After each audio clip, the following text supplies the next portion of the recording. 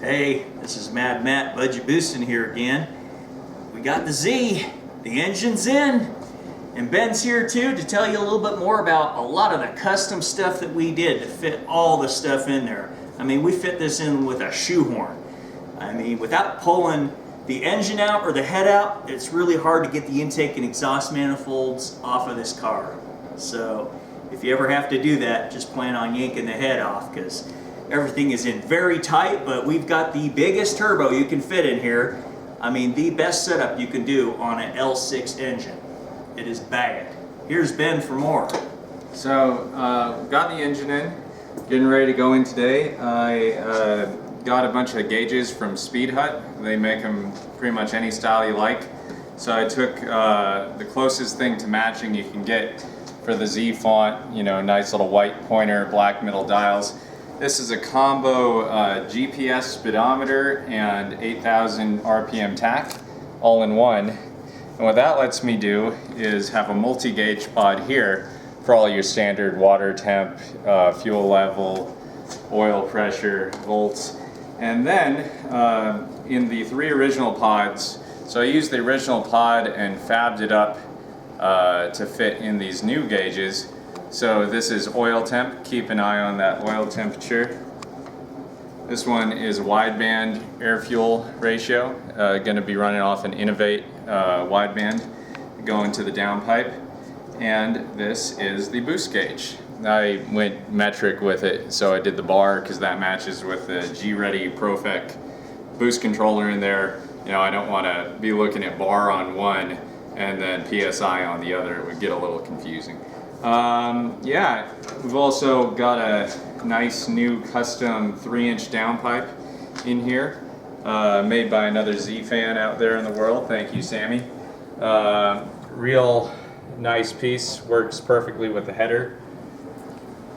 And yeah, fabbed up a lot of these new sensor locations because, you know, it's better to have a brand new thermometer than it is to have a really 40-year-old one. We got our fan relay for the dual fan shroud all ready to go. So yeah, big thing about this system is just to keep everything real nice and real cool.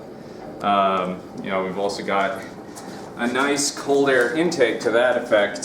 So it just peaks above the air dam when you put the air dam on. It sits up a little higher, but it's 4 inches all the way to the 4-inch turbo inlet, and it gets air right from the air dam and should make as low as possible for intake temperatures. It was kind of a pain getting it in front of the radiator, and yeah, have to be careful going over bumps, but I think it's well worth it because heat is your enemy in a boosted engine. So. And over to you, Matt. All right.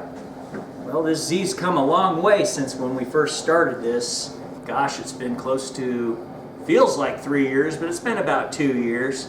It's been a good while. Getting closer to that, yeah. Yeah, 2 years and some change. 1.5 we've been working on this car, but this is one of a kind. You won't see another one of these anywhere. No one has ever done what we have done to the extent that we've done it.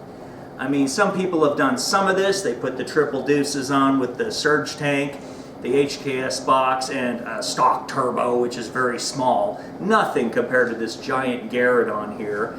And very few people have done everything we've done. The stroker, the triple deuces, the HKS box, the biggest turbo you can physically fit in here. I mean, everything that's been done with this car, no one has done. So you can see it first here at Budget Boosting. And thanks again for watching Budget Boosting. If you like us on our Facebook, our YouTube page, of course. Check out our budgetboosting.com and our window stickers, which this one should be getting pretty soon. And remember, knowledge is power. It's horsepower. The last turbocharger had an internal wastegate, but to go with the T70, it's such a tight space that we barely fit this in the stock area. So we had to incorporate an external wastegate regardless. So that's what we had to do.